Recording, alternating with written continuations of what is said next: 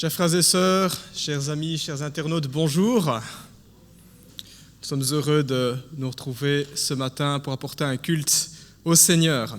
Je voudrais tout particulièrement souhaiter la bienvenue à Philippe Laurent d'Ussel. Ça, nous le connaissons bien, il connaît aussi les lieux, il connaît la communauté. Nous aurons la joie tout à l'heure de l'écouter à l'occasion de la prédication.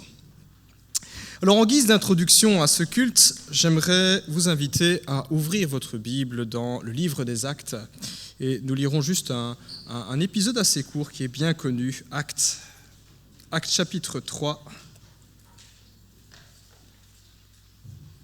versets 1 à 8. Le texte sera affiché sur l'écran. Nous lisons ceci. Il était 3 heures de l'après-midi, l'heure de la prière. Pierre et Jean montaient ensemble au temple. Or, on amenait un homme boiteux de naissance qu'on installait tous les jours à la porte du temple, appelé la Belle, pour qu'il demande l'aumône à ceux qui entraient dans le temple. Voyant Pierre et Jean sur le point d'y entrer, cet homme leur demanda l'aumône. Pierre, accompagné de Jean, fixa les yeux sur lui et dit « Regarde-nous !»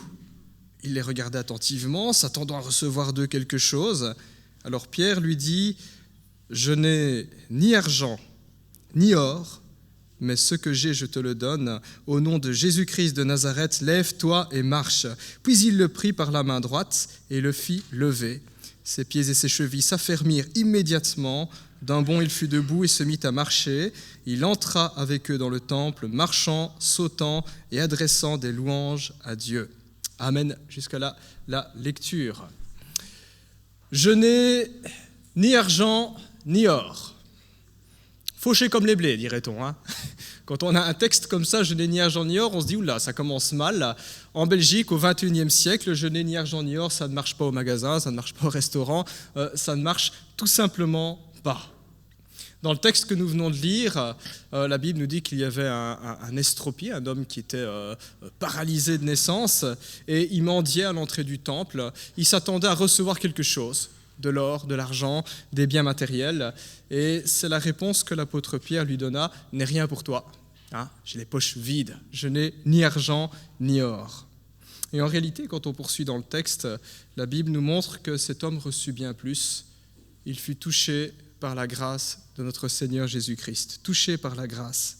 Et dans ce texte, nous voyons que l'homme qui demandait à recevoir quelque chose se mit alors à donner louange et adoration à Dieu. Alors c'est un texte qui est d'une très très grande richesse, il y aurait beaucoup de choses à dire, mais je ne vais pas prêcher ce matin à la place de Philippe, rassure-toi. Un beau texte où il y a beaucoup de choses à dire, mais je voudrais juste attirer l'attention sur ce texte, nous invite à regarder en tout cas ce qui est essentiel. Et ce qui est essentiel, ce n'est pas nos possessions, ce n'est pas l'or, l'argent, ce n'est pas les performances, ce que je peux produire, ce que je possède, mais qui nous sommes, une âme, notre personne.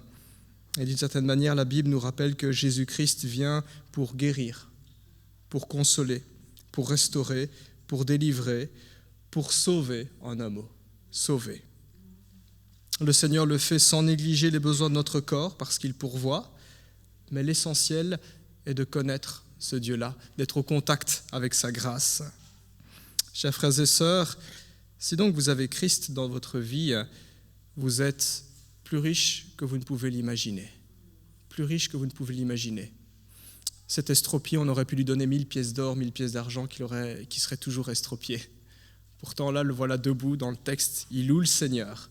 Il est beaucoup plus riche que ce qu'il n'a jamais été auparavant. À la suite du miraculé qui a loué le Seigneur il y a 2000 ans, nous aussi ce matin nous voulons louer le Seigneur. Peut-être avez-vous déjà été l'objet d'une guérison, ou bien plus, peut-être avez-vous été l'objet du pardon de vos péchés, de la vie éternelle, de la restauration de votre âme. Et si c'est le cas, je vous invite à louer le Seigneur de tout votre cœur ce matin. Amen. Je vous invite à prier. Ce matin, nous voulons nous tourner vers toi, Seigneur. Ta parole étant ouverte, nous voulons aussi ouvrir notre cœur et dire que tu es le bienvenu. Au final, c'est toi qui nous as créés, Seigneur. Tu nous as fait à ton image, qui que nous soyons. C'est toi qui nous rassembles aussi, Seigneur, dans cette famille, dans l'Église, dans ces lieux, dans ce temple. Notre Dieu, tu connais nos vies souvent chargées, nos vies où bien souvent on soupire en se disant « j'ai le sentiment de ne pas en avoir assez ». Nous voulons nous rappeler que toi, tu es suffisant, que tu nous aimes, que ta fidélité, ton salut ne dépend pas de nos sentiments ou des circonstances. Seigneur, dès à présent, incline notre cœur à nous rappeler ces vérités. Pardonne-nous aussi nos offenses. Nous prenons conscience que nous ne sommes pas encore parvenus à la perfection aujourd'hui et que tu n'es pas venu pour ceux qui se croient justes, mais pour ceux qui se savent pécheurs. Alors nous voici, Seigneur, nous voulons regarder à toi. Mets dans nos cœurs un esprit qui est bien disposé pour t'apporter louange et adoration, pour prêter attention à ce que tu désires nous dire. Sois encore glorifié. Au nom de Jésus-Christ. Amen. Je vous invite à entonner un premier chant, et ce chant s'intitule « Vase d'argile ». Texte qui nous parle un petit peu comme un vase tout fragile. Certains le mettraient à la poubelle, mais ce n'est pas ce que le Seigneur fait avec nous. Il restaure, il sauve, il répare. Je vous invite à vous lever pour ceux qui le souhaitent et ceux qui le peuvent.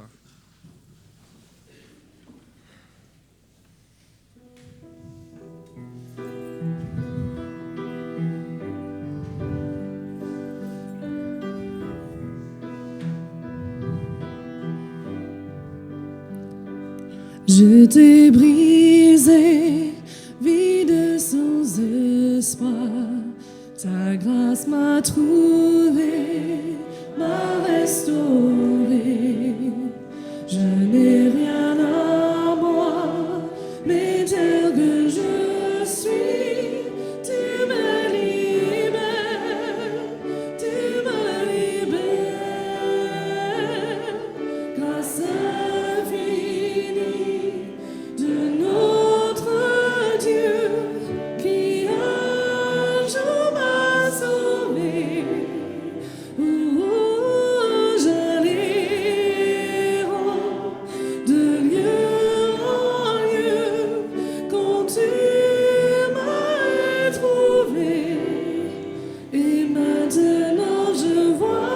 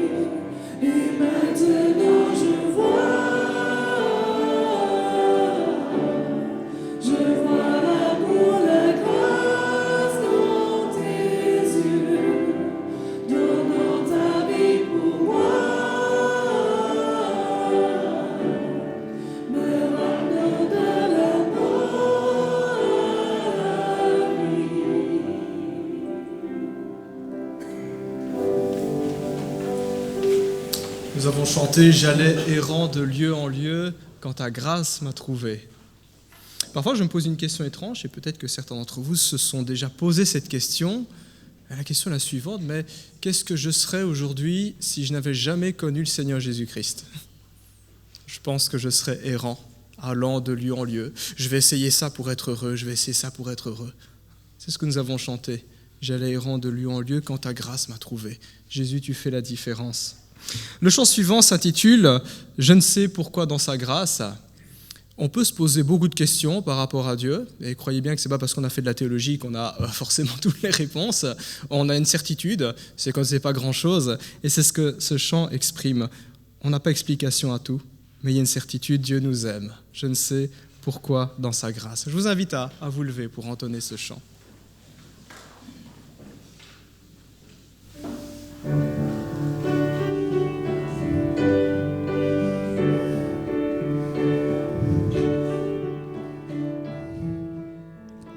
Je ne sais pourquoi dans sa grâce, Jésus m'a tant aimé. Pourquoi par son sang il efface ma dette et mon péché. Mais je sais qu'en lui j'ai la vie, il m'a sauvé.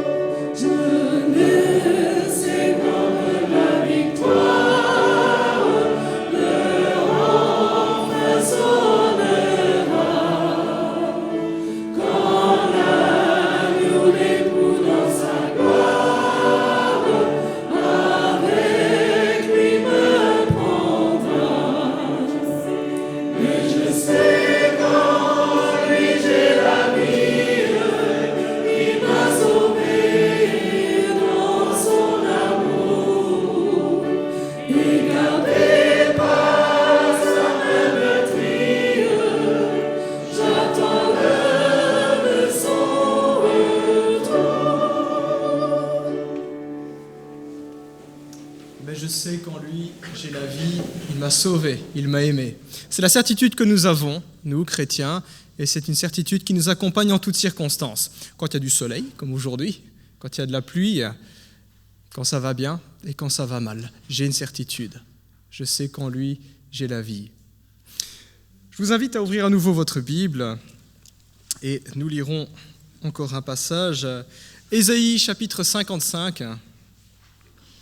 Prophétie d'Ésaïe, c'est l'Éternel qui parle. Ésaïe 55. Et nous lirons tout le chapitre 55 pour l'avoir bien en tête. Et voici ce que Dieu dit. Vous tous qui avez soif, on parle de la soif de l'âme, ici, ce vide qu'on peut ressentir dans notre cœur. Vous tous qui avez soif, venez vers l'eau, même celui qui n'a pas d'argent. Venez acheter et manger, venez acheter du vin et du lait sans argent, sans rien payer. Pourquoi dépensez-vous de l'argent pour ce qui ne nourrit pas? Pourquoi travaillez-vous pour ce qui ne rassasie pas? Écoutez-moi vraiment et vous mangerez ce qui est bon, vous savourez des plats succulents. Tendez l'oreille et venez à moi, écoutez donc et vous vivrez. Je conclurai avec vous une alliance éternelle pour vous assurer les grâces promises à David. Je l'ai établi comme un témoin pour les peuples, comme un guide et un chef pour eux. Tu appelleras des nations que tu ne connais pas, et des nations qui ne te connaissent pas accourront vers toi à cause de l'Éternel ton Dieu, du Saint d'Israël, parce qu'il te donne sa splendeur. Recherchez l'Éternel pendant qu'il se laisse trouver. Faites appel à lui tandis qu'il est prêt. Que le méchant abandonne sa voie et l'homme injuste ses pensées, qu'il retourne à l'Éternel, il aura compassion de lui. Qu'il retourne à notre Dieu, car il pardonne abondamment. En effet, vos pensées ne sont pas mes pensées, et mes voies ne sont pas vos voies, déclare l'Éternel. Le ciel est bien plus haut que la terre. De même, mes voies sont bien au-dessus de vos voies, et mes pensées bien au-dessus de vos pensées. La pluie et la neige descendent du ciel, et n'y retournent pas sans avoir arrosé la terre, sans l'avoir fécondée et avoir fait germer ses plantes, sans avoir fourni de la semence au semeur et du pain à celui qui mange. Il en va de même pour ma parole, celle qui sort de ma bouche. Elle ne revient pas à moi sans effet, sans avoir fait ce que je désire et rempli la mission que je lui ai confiée. Oui, vous sortirez dans la joie et vous serez conduits dans la paix. Les montagnes et les collines éclateront en cris de joie devant vous, et tous les arbres de la campagne battront des mains. Au lieu des buissons épineux poussera le cyprès, au lieu de l'ortie poussera le myrte, et cela contribuera à la réputation de l'Éternel. Ce sera un signe éternel qui ne disparaîtra jamais. Amen. Je vous invite à continuer à louer et à adorer notre Dieu au travers du chant suivant. Le chant s'intitule « À Dieu soit la gloire ». C'est ce que nous, les protestants, affirmons. À Dieu seul soit la gloire, pas à nous, pas à un quelconque être humain, mais au Créateur, au Rédempteur, à notre Dieu. À Dieu seul soit la gloire. Je vous invite à vous lever pour ceux qui le peuvent, qui le souhaitent.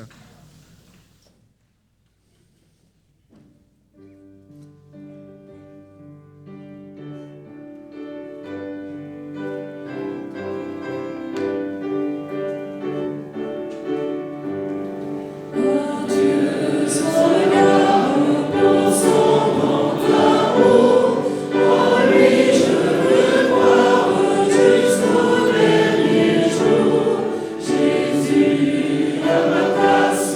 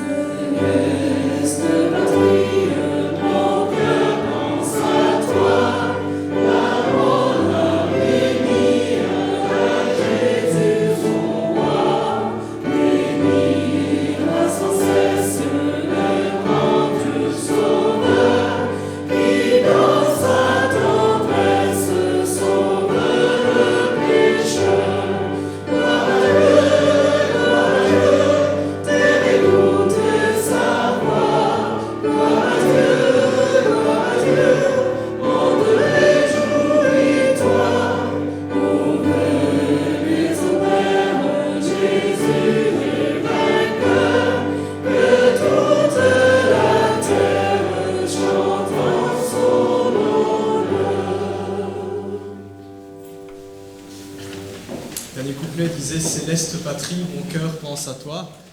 Vous est-il déjà arrivé d'avoir ce sentiment de ne pas être à votre place ? Peut-être le sentiment que nous pouvons éprouver lorsqu'on regarde la télévision et qu'on se dit « il y a quelque chose qui ne tourne pas rond dans ce monde ». Et encore aujourd'hui, il y a de la souffrance et il y a le mal. Ça nous rappelle que nous ne sommes pas encore arrivés à la maison. Céleste patrie, mon cœur pense à toi. Et pourtant, cette patrie est certaine parce que Jésus nous y a préparé une place. Je vous invite à continuer à louer le Seigneur au travers du chant suivant. Un grand classique bien connu, le chant s'intitule « À toi la gloire ». Pour ceux qui le souhaitent et qui le peuvent, je vous invite à vous lever.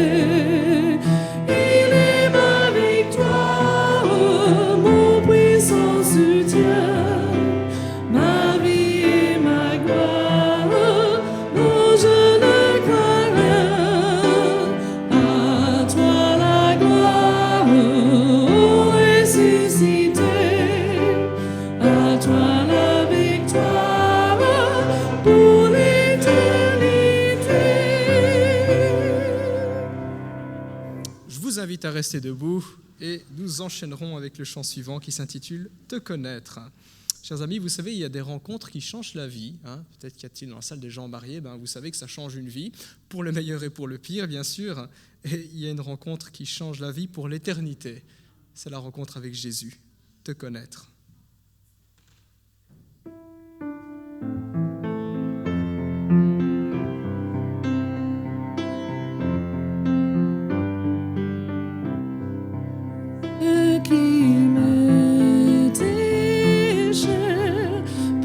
Construire ma vie utile et précieuse selon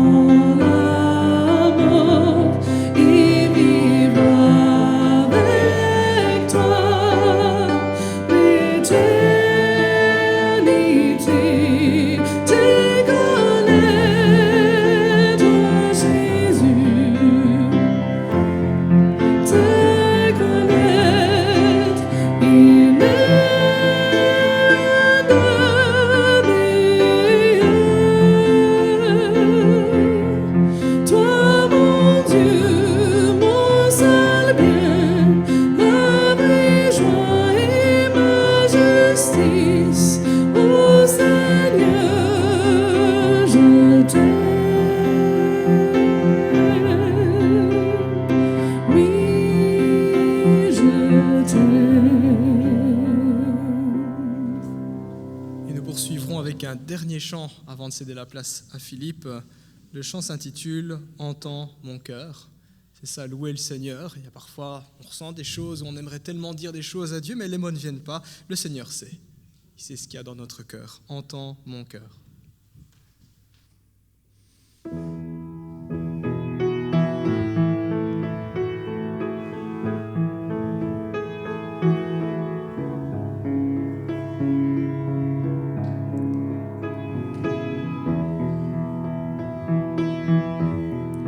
Comment expliquer et comment décrire un amour si grand, si puissant que rien ne peut le contenir. Tu sais mes espoirs, Seigneur, tu sais mes craintes. Mes mots sont bien trop petits pour dire tout l'amour que j'ai pour toi. Alors entends mon cœur, mon esprit qui te loue. Entends le chant d'amour d'un enfant racheté. Je pourrais me faire de mots pour te dire quel Dieu merveilleux tu es. Mais je ne pourrais pas te dire combien je t'aime. Alors entends mon cœur.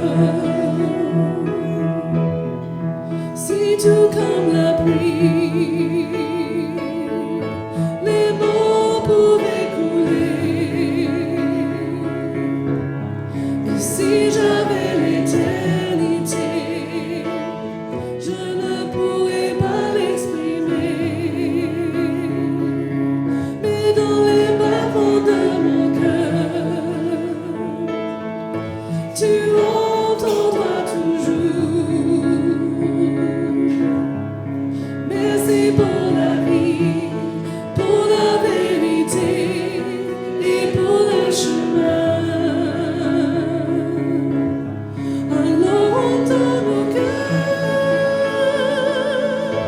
nos esprits qui te louent. Entends le chant d'amour de tout racheté. Le monde me fait le mot pour te dire quel Dieu merveilleux tu es. Je ne pourrais pas te dire tout notre amour, alors entends mon cœur.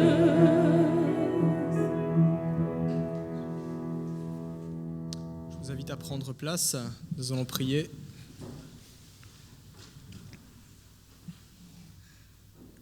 Notre Dieu, jamais nous ne pourrons te dire tout notre amour. Mais nous savons que toi, effectivement, comme nous l'avons chanté, tu entends nos cœurs et toi, tu sais. Nous voulons à présent nous mettre à ton écoute. Alors que nous avons élevé nos voix par le chant, nous voulons nous mettre à l'écoute de ta voix.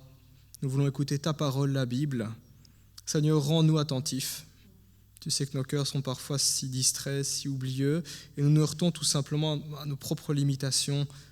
Éclaire notre intelligence, donne-nous de comprendre, Seigneur, de saisir tes promesses, de tenir compte de tes avertissements, de comprendre tes préceptes, tes commandements, tes enseignements, afin de mener une vie juste, une vie heureuse, une vie qui te glorifie, au nom de Jésus.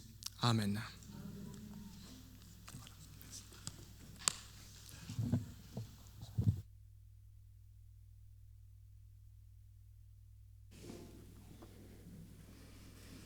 Bonjour à tous, j'espère que vous êtes bien réveillés ce matin, parce que le texte que nous allons aborder n'a rien de facile. Et donc, il faut suivre. Vous le savez, si vous étiez là les autres fois où je suis passé ici, j'ai l'habitude d'introduire les textes bibliques qui servent de support à mes prédications. Et le texte de ce matin fait partie de ceux qui exigent une introduction un peu plus longue qu'à l'habitude, tant il demande une certaine rigueur d'analyse pour l'interpréter de façon adéquate et ne pas partir n'importe où, n'importe comment. Parmi les paraboles de Jésus, celle d'aujourd'hui est certainement celle qui a été la plus maltraitée. Alors, contrairement à ce que certains veulent, ils ont le droit, à mon sens, il n'est absolument pas question dans ce texte de notre existence après la mort, ni de nous renseigner sur ce qu'on appelle l'état intermédiaire. Permettez-moi juste d'évoquer quelques-unes des invraisemblances que certains croient pouvoir, à mon sens toujours à tort, tirer de ce passage.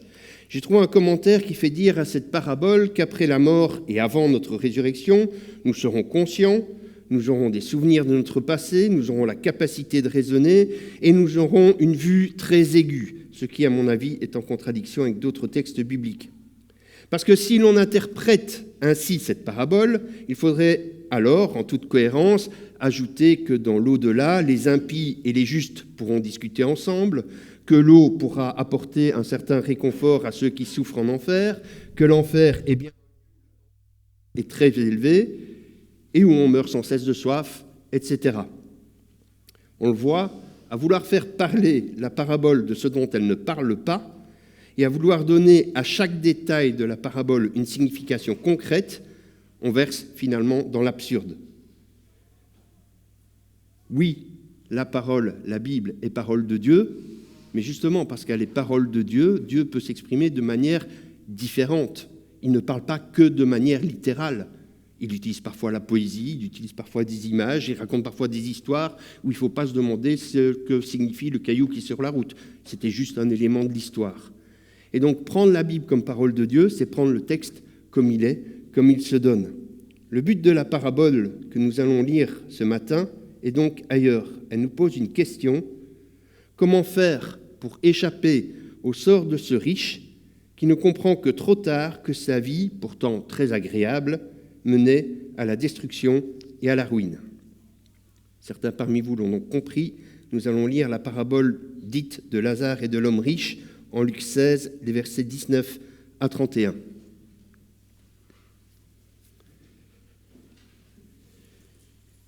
Luc 16, versets 19 à 31.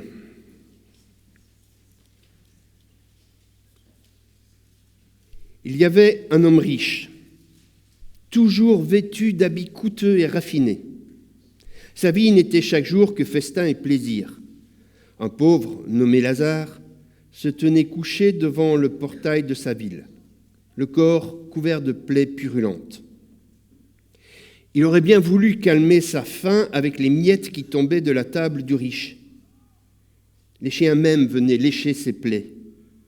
Le pauvre mourut, et les anges l'emportèrent auprès d'Abraham. Le riche mourut à son tour, et on l'enterra.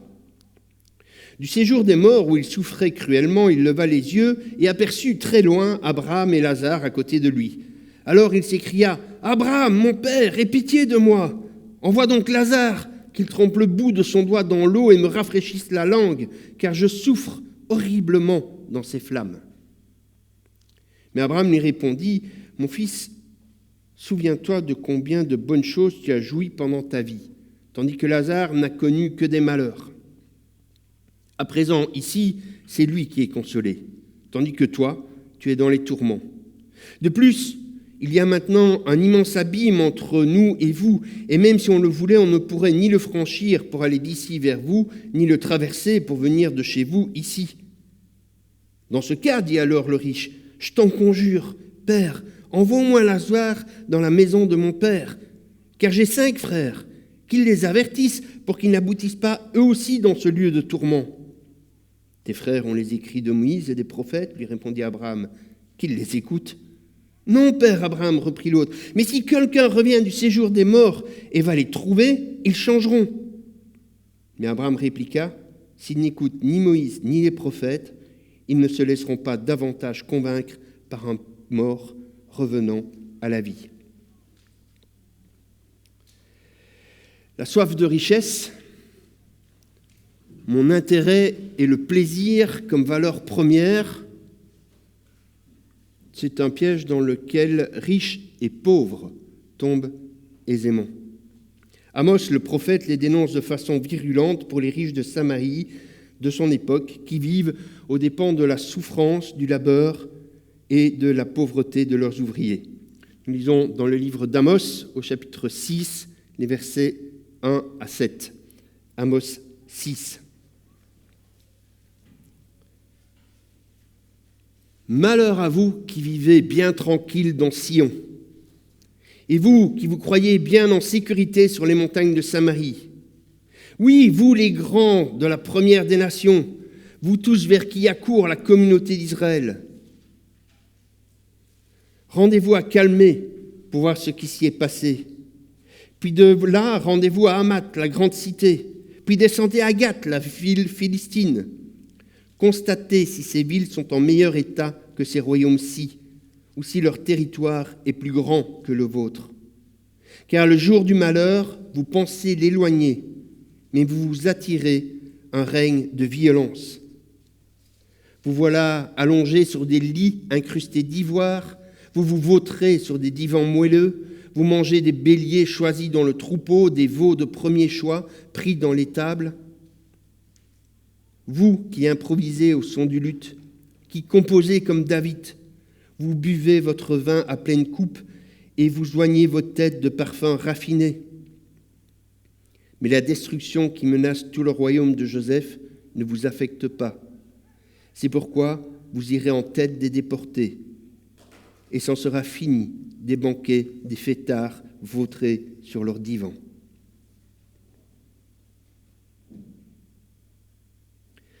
Malheur à ceux qui vivent tranquilles. J'en imagine que l'ouverture du 6e chapitre d'Amos a questionné parce que, justement, ils vivent tranquilles. J'en imagine d'autres souhaiter que de telles voix se lèvent aujourd'hui pour réclamer plus de justice sociale. Ce texte demande d'être approfondi pour être compris et il ne faudrait pas s'arrêter aux deux premières réactions naturelles à sa lecture. La première est de se culpabiliser inutilement parce que l'on vit tranquille, tout en ne sachant pas comment faire pour changer les choses. La seconde serait de ne pas se poser de questions et de se croire juste devant Dieu à bon compte parce qu'on se considère comme pauvre. Parce qu'on est toujours finalement le pauvre de quelqu'un. Et c'est en comparaison avec les autres, sur leur dos, qu'on se construit un statut de juste. Souvenez-vous de la prière du pharisien. « Ô Dieu, je te rends grâce de ce que je ne suis pas comme les autres hommes, qui sont accapareurs, injustes, adultères, ou même comme ce péager. Je jeûne 2 fois la semaine. Je donne la dîme de tous mes revenus. » Ou bien, comment se construire une mauvaise conscience, une mauvaise bonne conscience sur le dos des autres. Sommes-nous, oui, vous et moi, sommes-nous comme ce pharisien, à nous considérer justes parce que nous avons trouvé pire que nous, ou parce que nous soignons certains signes extérieurs de piété? On n'a pas envie de répondre oui, mais avouons-le, quelque part, on est titillé. Il en va de même quand nous entendons le texte d'Amos. Nous ne sommes pas, à ce que je sache, de la caste de ces grands propriétaires terriens de Samarie qui vivaient tranquilles dans l'abondance grâce à l'exploitation sans vergogne de leurs compatriotes moins nantis. Mais quand nous regardons comment une part non négligeable de notre économie se construit sur la misère d'une autre partie du monde, ça gratte quand même un peu aux entournures lorsque nous passons notre commande sur Amazon, Alibaba ou Temu. Peu, voire personne parmi nous, n'en est réduit à dormir sous les ponts et à mendier sa subsistance quotidienne. Même si certaines fins de mois sont difficiles et il nous arrive de renoncer à certains achats jugés pourtant essentiels. Alors, en quoi ces textes ont-ils quelque chose à nous dire? En quoi cette parabole du riche et de Lazare nous concerne-t-elle si nous ne pouvons nous identifier ni au riche ni à Lazare ? Elle nous concerne parce que nous sommes probablement les deux à la fois le riche, à la fois Lazare. Elle nous concerne parce qu'au-delà de notre manière d'appréhender nos possessions, c'est bien notre manière de vivre notre vie, et plus encore notre vie d'Église, qui est ici visée par le Christ. Et pour ceux qui m'ont suivi jusqu'ici, je vois qu'il y a peut-être certaines réactions où vous n'êtes pas nécessairement d'accord. Moi, le riche, allons donc, je ne suis pas riche, moi.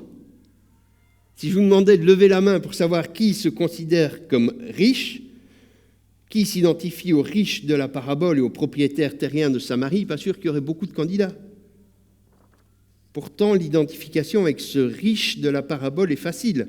Il n'a pas de nom, comme tous les personnages des paraboles. C'est un homme normalement riche, ni trop ni trop peu. Il n'a pas gagné à l'euro million, il n'est pas scandaleusement riche. C'est un riche comme les autres. Un riche qui ne dit pas son nom, un riche de la classe moyenne, de la classe moyenne supérieure, un qui peut tous les jours s'habiller et avoir à manger sur sa table, ce qui est un signe de richesse à l'époque là où il vit. Un riche qui peut presque considérer qu'il n'est pas riche. Un riche qui jouit de ses revenus, qui profite de la vie, de ce qu'elle lui apporte, exactement ce que nous ferions tous si nous étions à sa place. Et il n'y a même pas besoin d'être riche pour vivre cela. J'avoue qu'ainsi décrit, comme plusieurs parmi vous, je peux arriver à me reconnaître en lui. En tout cas au début de l'histoire, parce qu'après quand même les choses se gâtent. Je dépense régulièrement ce que je gagne pour améliorer mon confort et mon plaisir de vivre.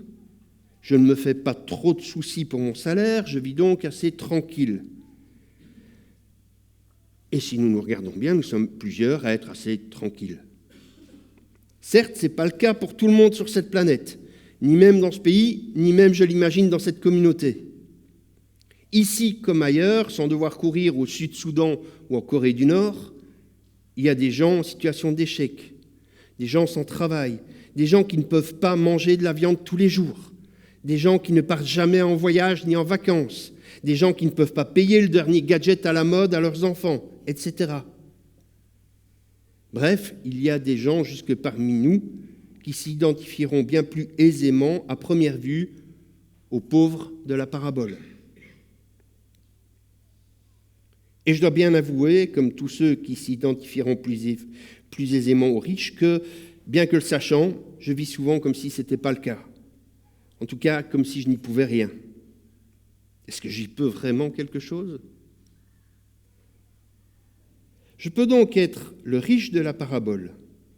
À partir de ce constat, le coup de gueule du prophète Amos me concerne au moins un petit peu, même sans culpabilisation en bon marché.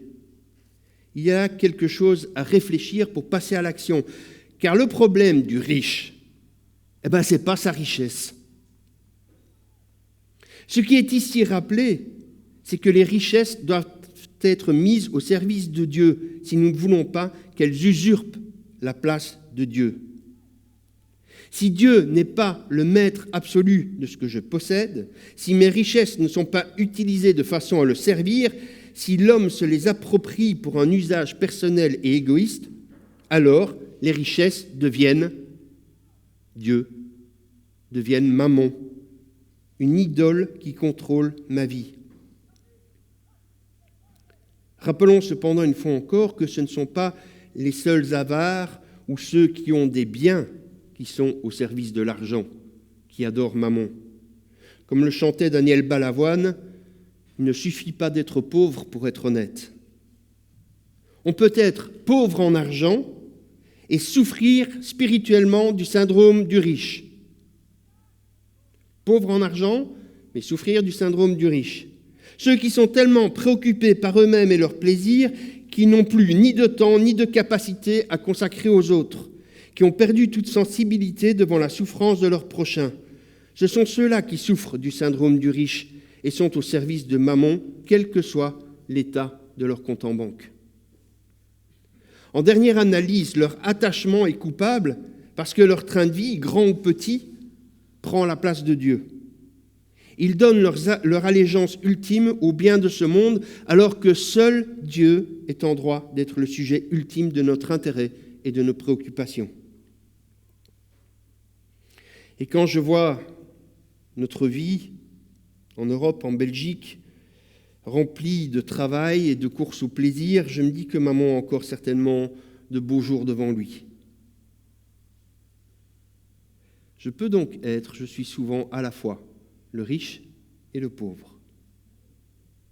Car si je peux être le riche, je peux également, de façon surprenante, être le pauvre Lazare. En voilà un qui surprend. Contrairement à tous les autres dans les paraboles, lui, il a un nom.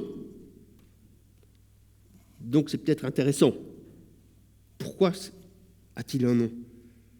Un nom qui veut certainement donc nous dire quelque chose. Un nom qu'il porte finalement bien, Dieu l'a secouru. Lazare veut dire Dieu l'a secouru. Mettez-vous dans le personnage. Vous êtes pauvre, vous mendiez à la porte de la ville, les chiens viennent lécher vos plaies, vous êtes malade, et vous vous appelez Dieu l'a secouru. Ce n'est pas l'image qu'on se fait de l'homme que Dieu a secouru.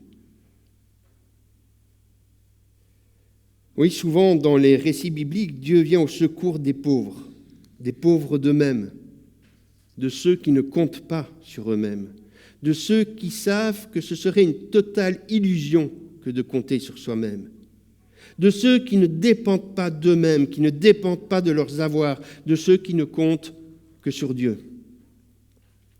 Or, les béatitudes qui ouvrent le sermon sur la montagne nous le confirment, ceux qui comptent sur Dieu, quel que soit leur type de pauvreté, ceux-là ont placé leur confiance au bon endroit. Car Dieu répond, Dieu les secourt, même si, comme pour Jérémie, ou comme Lazare dans la parabole, ce n'est pas en les sortant de leur situation dramatique, ni de leur misère. Alors, quelle est l'aide ultime, ce secours absolu de Dieu dans toute l'Écriture? Quel est ce secours qui permet à Lazare de porter son nom, de dire « Dieu m'a secouru » alors qu'il mendie à la porte de la ville? C'est la résurrection. Mais attention, comprenons bien la résurrection.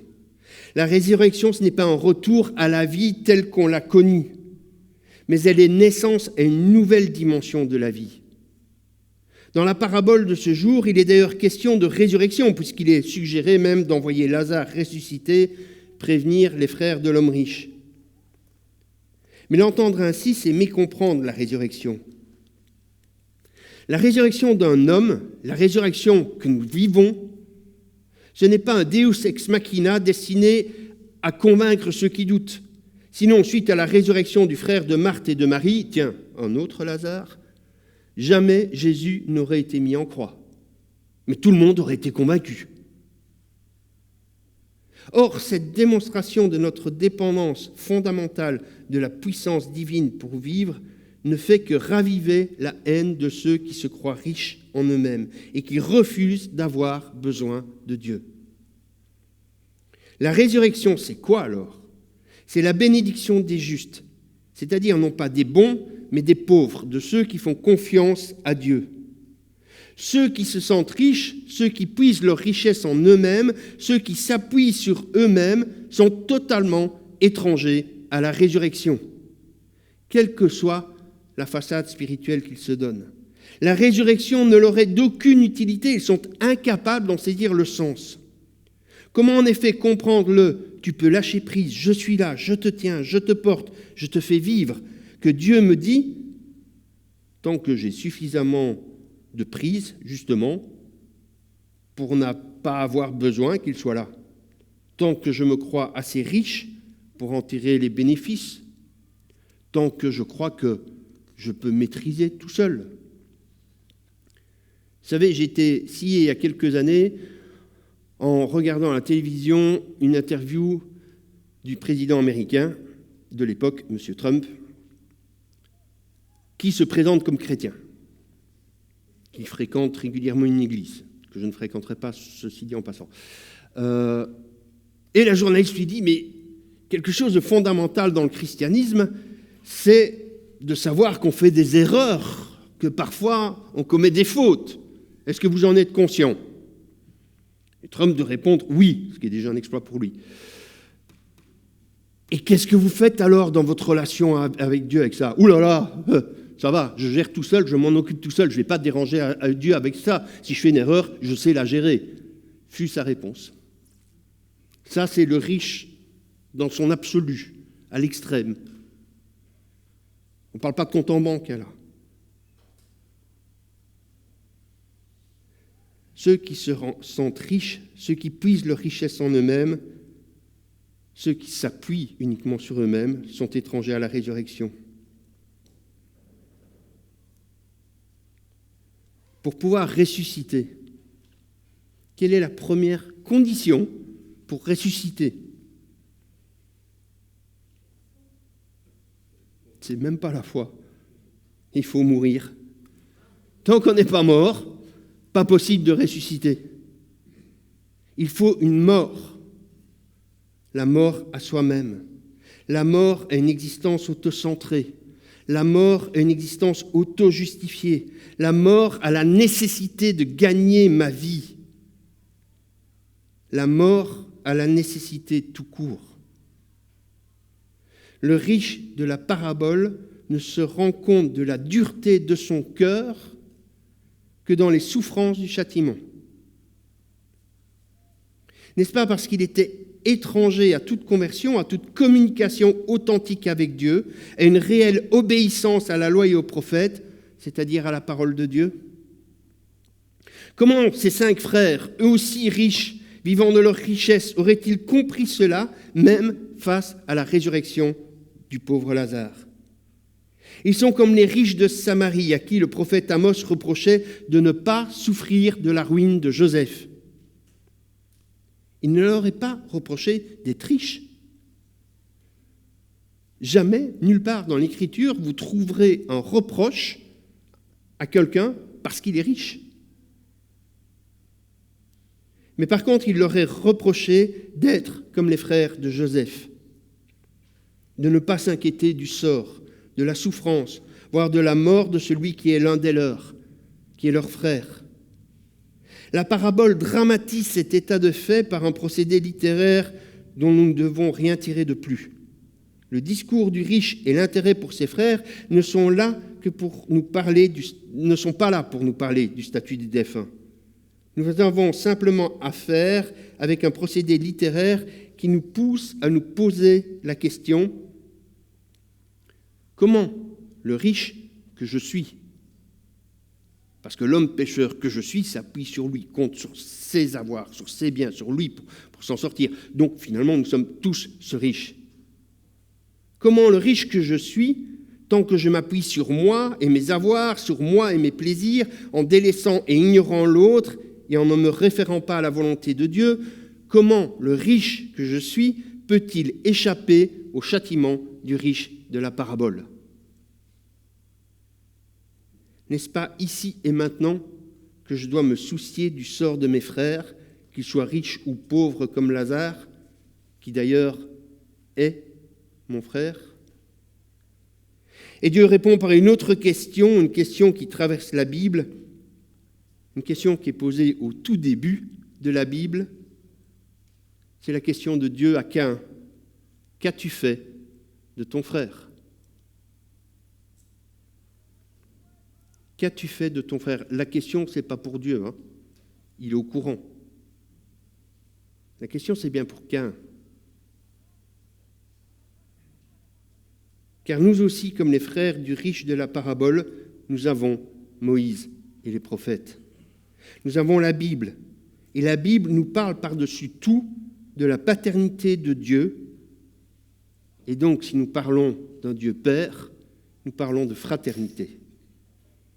C'est ainsi que la parabole nous invite à devenir tous des Lazare, à être cet homme que Dieu a secouru et qui devient l'instrument de Dieu afin d'en secourir d'autres. Oui, même choyé et gâté par la vie, je dois être Lazare. Je peux devenir pauvre pour tenir ma richesse de Dieu seul. C'est même mon appel et ma vocation.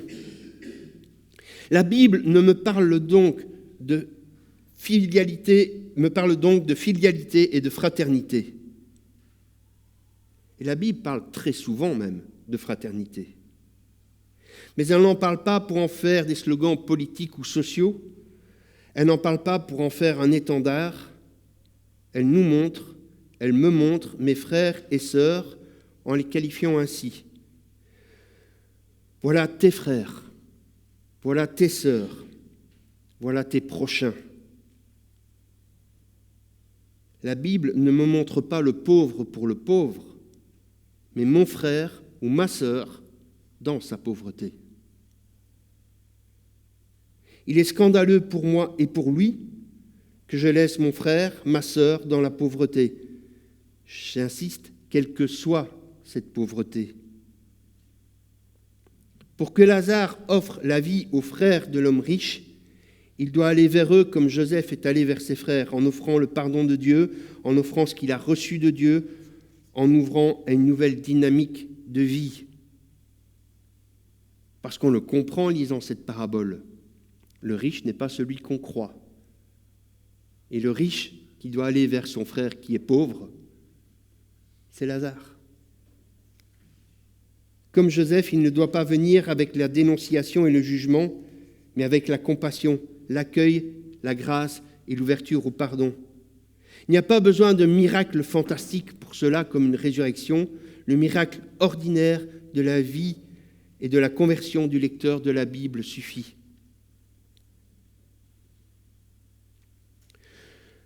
Nous ne sommes sans doute pas assez habitués, je ne suis pas assez habitué, à considérer l'Église comme le lieu où je suis responsable de mes frères et sœurs, mais pas responsable pour tracer les bonnes limites avec une peinture rouge fluo ou pour vérifier que la voiture est bien garée à 20 cm de l'autre, à côté, pour définir des règles et des lois dont il ne faudrait surtout pas sortir. Je n'ai pas la responsabilité d'un garde-chiourne. Je suis responsable de l'évolution spirituelle de mon frère et de ma sœur. Cette fraternité, nous la professons, mais cela ne nous engage pas. Cela ne nous met que rarement en route ou en action. C'est alors que nous sommes comme le riche de la parabole qui ne se soucie pas de son frère qui meurt à ses pieds et qui estime qu'il n'y peut tout simplement rien. Oui, nous sommes trop préoccupés de nous-mêmes et de nos plaisirs, nous n'avons plus de temps ni de capacité pour les autres. Nous sommes coupables parce que non seulement notre frère est là, mais en plus la Bible nous indique et nous rappelle qu'il est là. C'est ce que nous rappelle toute la vie de Christ. Lui qui est supérieurement riche, a abandonné sans problème toute cette richesse pour vivre dans la dépendance totale de Dieu et révéler cet amour de Dieu aux hommes. Et le révéler à qui ? À ceux qu'il appelle ses frères. C'est le titre le plus incroyable que vous puissiez recevoir. Jésus qui dit « Lui, c'est mon frère. Elle, c'est ma sœur. » Ce qui veut dire qu'au jour de l'héritage, on est co-héritier, on partage. On est au même niveau.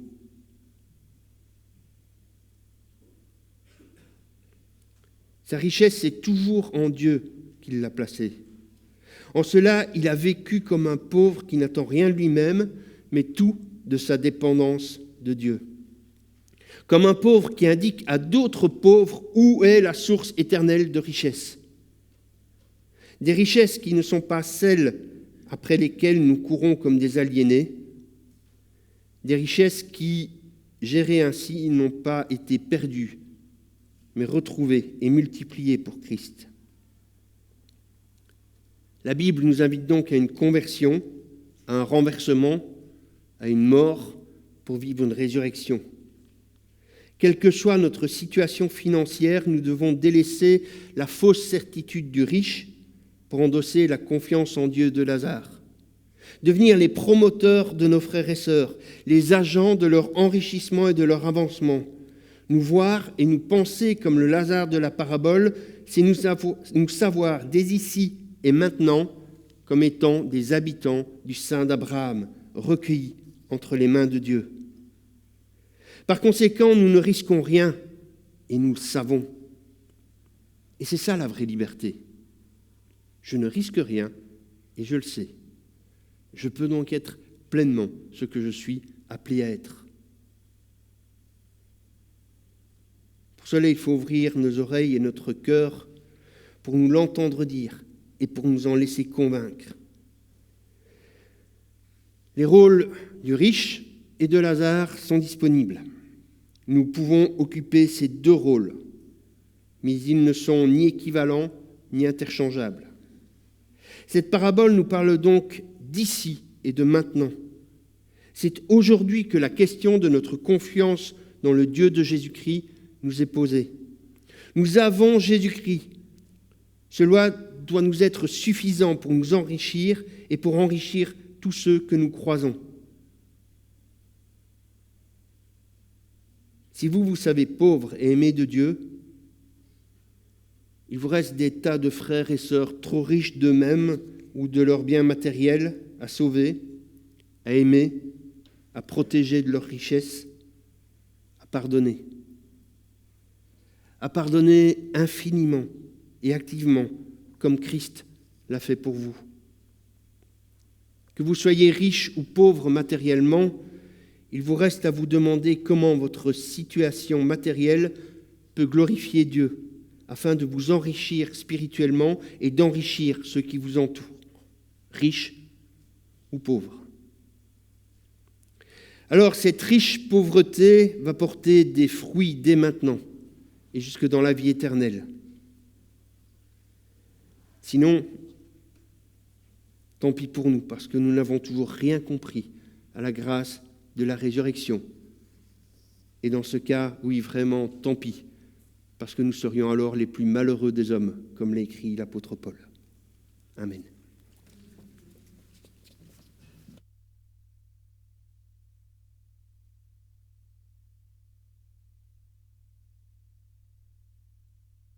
Beaucoup Philippe, que la parole de Dieu qui a été proclamée porte du fruit dans notre cœur, individuellement et puis aussi collectivement en Église. Afin de nous préparer à la Sainte Seine, je vous invite à entonner le chant qui s'affichera dans quelques instants sur l'écran. Le chant s'intitule « Lumière du monde », quand notre roi, de riche qu'il était, a pris la forme d'un serviteur pauvre, dépouillé, lumière du monde. Je vous invite, pour ceux qui le peuvent et qui le souhaitent, à vous lever pour entonner ce chant.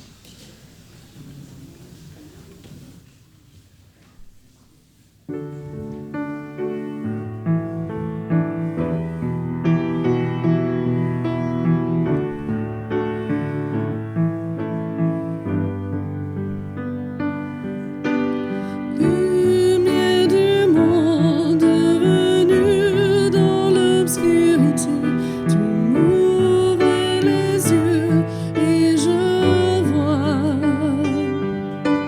tant de beauté que mon cœur ému t'adore. Je sais que ma vie est en toi. Et me voici pour louer, me voici à tes pieds, me voici pour dire tu es mon Dieu, car tout en toi est beauté, tout en toi est grandeur, tout en toi est merveilleux pour moi.